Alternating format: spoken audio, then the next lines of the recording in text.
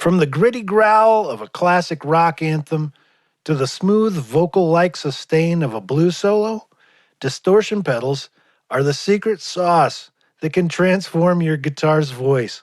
But with so many options, fuzz, distortion, overdrive, boost, how do you choose the right one for your sound? This week, we're diving into the gnarly world of distortion pedals, and I'm going to tease it all out for you. We're going to untangle these issues. What are they? How do they work? And how can they work for you? We're going to help you find your perfect match in a distortion pedal. Let's get nerdy!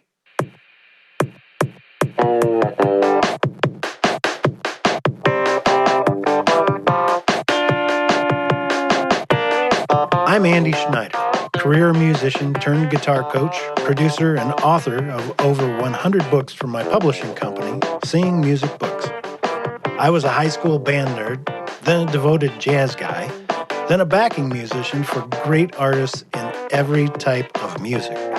From Austin to Nashville to New York City, I've learned from my musical experiences and the great musicians that were there with me.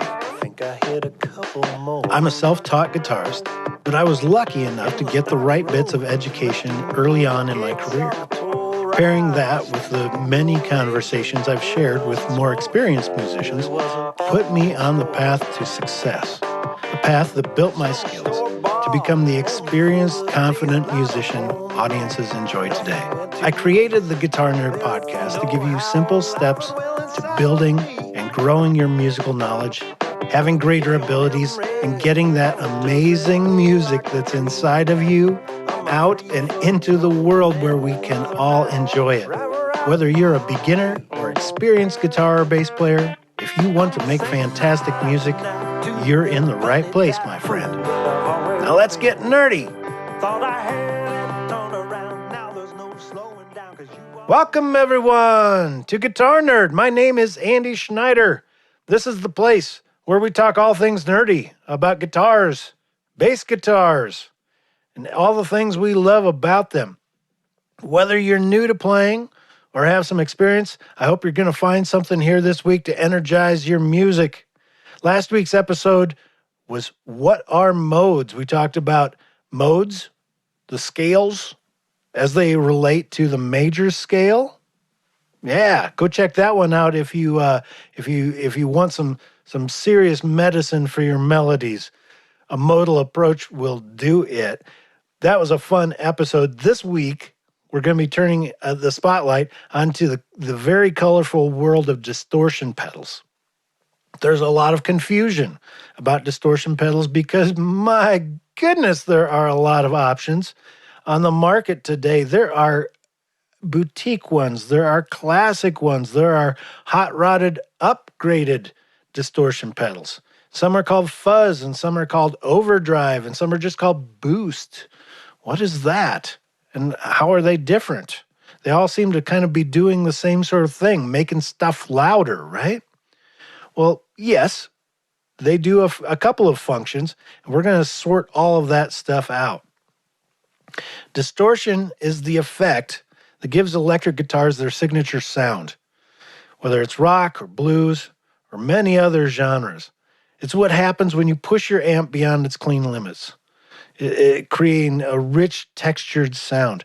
But with so many pedals available, how do you choose the right one for your style? Well, distortion pedals color and shape the voice of your guitar or bass guitar. They give your tone a familiar DNA that listeners identify and appreciate, and sometimes they even enable your phrasing. They enable you to make notes sustain longer. They enable your music to go somewhere else or just have a much more electric feeling. Before we talk about the different types of distortion pedals, and by the way, whether it's fuzz or distortion or overdrive, they all do the same thing, technically. They don't do the same thing in our ears, but to an engineer or to a physicist looking at what we do with those pedals, they would say they do the same thing. They create distortion. Distortion is literally when the sound gets distorted from what it started from. All sounds start as a nice clean sound, and if you change that tone very much, it's technically a distortion. Distortion is the alteration of the sound wave. It adds harmonics and it adds sustain. It's used to create a wide range of sounds, from subtle warmth to aggressive crunch. Think about any amp, whether it's a guitar amp or perhaps let's go even simpler than that, your stereo. That's an amplifier, right? Stereo amplifier, maybe the one in your car. What happens as you turn it up? Sounds pretty good, gets louder, and at a point it starts to kind of not sound so good. It's so loud, it's distorting. You're trying to make it go louder and harder than it was designed to go. And at that point, we say it's distorting. That's distortion. Guitar amps do the exact same thing. They get louder and as they're clean, and they get louder and louder and louder until they start to grit up and then really distort. Guitar amps are built a little differently from hi-fi amps, from car stereo amps. They're built to actually sound good when we guitar players do what we do. And sure, it's apples and oranges.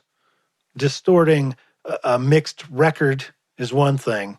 Distorting your guitar sound is a different thing altogether. But you get the idea. When you turn things up past their clean design point, they start to get distorted. Well, somebody noticed that early on. Of course, the first distortions that we ever heard on recordings came from amps. Amps played too loud. Or I believe it was the Kinks took a pencil and jammed it through the speaker of the guitar amp, and it made a horrible sound. They said, "That's great. Hit record. We want that weird sound." And somebody else said, "That is a weird sound, and I love it. I love it, and I want it, but I think I can do it a different way." Well, those different ways came to be and came to include distortion pedals. And the first distortion pedals were fuzz pedals, pretty clearly. The fuzz face is one of them. It's that one that looks like a round spaceship. Jimi Hendrix was noted for playing it. They are definitely the wild child of distortion pedals. To me, they always sound, they sound kind of like a zipper going up and down to me. They've got a very buzzy sort of quality, like zzz. And when I think of old British pop from the 60s, they used a lot of fuzz as a unique guitar solo or guitar melody identifier. And so when you hear those old 60s pop songs from Britain, that's usually a fuzz pedal giving it that weird, awesome quality. It can be a little bit much if you try to play big, complex chords through it. But what an amazing, creamy, and buzzy and energizing sound they have. The early ones were made with germanium transistors, which especially when overdriven, right, when distorted, when pushed past their design, create that buzzy sound.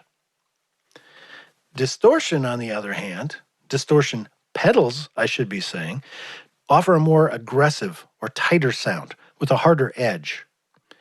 When more powerful amps came along in the later 60s, think like the Fender Bassman or the Marshall Stack, a new kind of distortion pedal was needed. And it was appreciated. All of those details of the new, tight, aggressive pedal could be heard through these new, more high-fidelity amps. Distortion pedals of that era began to emerge that were made from new silicon transistors. Bands like Metallica and Nirvana have used distortion to create those iconic sounds. It's perfect. It's a perfect match for heavier genres because it retains details and emphasis even when turned way up, when it's really doing its thing, distorting a lot. Now, backed off from the aggressive and forward sound of distortion pedals are overdrive pedals, a little bit more subtle approach to the same concept of providing that overdriven, distorted sound. Overdrive pedals are what we call ones that sort of simulate pushing a tube amp good and hard, pushing that tube amp to its limits. They often are smooth and dynamic, perfect for blues, perfect for rock. Think of Stevie Ray Vaughan or Eric Clapton. The overdrive pedal is essential for that creamy and responsive tone. So we've talked about fuzz pedals, distortion pedals, overdrive pedals. There's another family called boost pedals, and they do kind of what the name implies. They boost the signal. Often when people say, I'm going to use a boost pedal, they mean a clean boost pedal. It's not changing the tone on its own as much as it is changing the output volume. So to be fair, you remember earlier I said all of these pedals kind of do the same thing? Well, yes and no. There's two pieces to the puzzle of whether you fuzz or distort or overdrive or boost. There are two pieces. One is how much distortion and what flavor do you want? That's the overdrive or the distortion component. Then there's the volume component. How much output gain do you plan to need? Maybe it's to push your tube amp and make those tubes sing louder and brighter. That's the boost component. Sometimes the overdrive component isn't needed. It's just the volume gain that helps. And when people talk about gain, what they literally mean is an amount of volume went in at one level and then it got a lot louder. Well, I kind of changed my voice there, but you get the idea.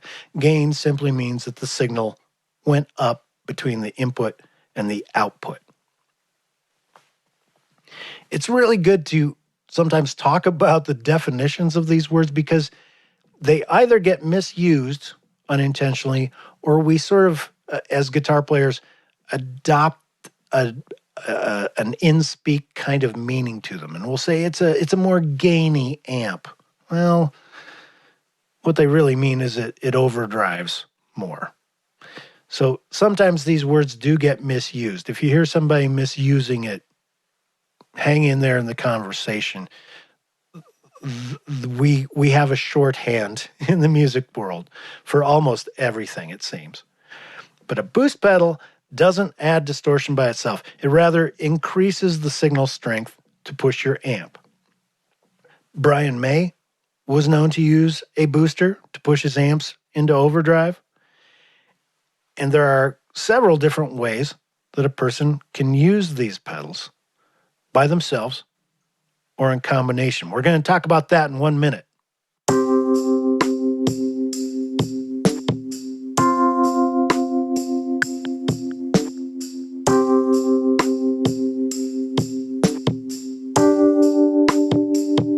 If you're enjoying this episode and want to take your knowledge even further, head over to the Seeing Music Books site. It's seeingmusicbooks.com. Check out my book, Electric Guitar for Adults. It includes a brief discussion of pedals and how to set up your first pedal chain. Electric Guitar for Adults. It's also a great way to begin playing electric guitar. It's in the bookstore section right now at seeingmusicbooks.com. And you left-handed players, I didn't forget about you. I made a left-handed electric guitar for adults book as well.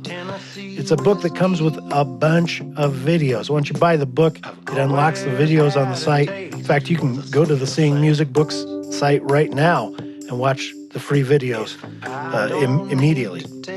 Electric Guitar for Adults is packed with tips and exercises to help you master your instrument and get going on that electric even sooner. Visit seeingmusicbooks.com to learn more. You and me in Tennessee. You and me in Tennessee. Okay, my guitar nerds, this is the time in the show when we get to nerd out. It's time to get nerdy with these pedals. You don't have to limit your choice to just one distortion pedal. In fact, most professional guitarists will have a couple of flavors on their pedal board, either to select them discerningly. Like sometimes I use the fuzz, other times I use the distortion pedal. Some guitars use them at the same time. It's called pedal stacking. It's when you combine different pedals for unique sounds. For example, try stacking an overdrive into a distortion, right? So the overdrive, the more gentle one, is used just before the distortion, then out of that into your amp. The idea is that you could play most of the song with just the distortion on. Then when the solo comes up, you might want to step on the overdrive, which is going to warm up the sound. You may even boost it a little bit with the volume knob at the end so that you're pushing harder into the distortion pedal. That's going to make that distortion pedal really scream, and you're not going to believe what comes out of that into your amplifier. Pedal stacking. It's very popular these days.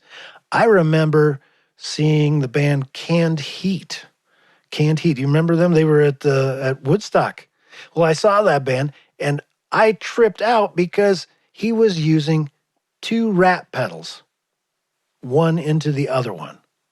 Well, that set my mind in motion, and I began looking into this whole topic of stacking pedals and how you create complex tones. Also, try experimenting with the order. Will you like a boost into a distortion pedal into your amp, or will you like a distortion pedal and then a boost into your amp? Same pedals in different order give a very different sound. It's a very different answer to the question, what sound do I want? Very different answer. A third option for getting creative with your distortion pedal cooking is to use your guitar's volume knob. Imagine you've got the distortion on and it's something pretty aggressive, good and loud, but now you take your volume knob, which you'd probably normally keep at 10, most of us do, and you roll it all the way back to 5 or 4. The sound's going to clean up. It's still going to retain a little bit of grit. It's going to sound like you're playing through the same amplifier, but not be nearly as in your face. It's going to leave something for later in the song when you do turn up that volume knob on your guitar. You do turn it up to take your solo. All of a sudden, everything begins to scream. These are different approaches to how to solve the question of what tone do I need.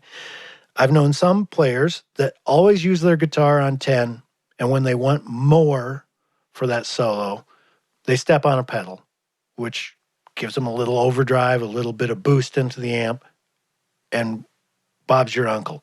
They've got a solo tone. Other players use their volume knob extensively to flavor the sound, to roll back and understand that turning up their guitar is the full Monty, is the full distortion sound, and rolling it back on the guitar is more of their rhythm sound, their cleaner sound. It's a way to step back from the front of the stage, to step back from being in the spotlight to being more of a blended instrument and blended sound. To volume knob or not to volume knob? That's a great question, and it's one that you'll be answering for yourself.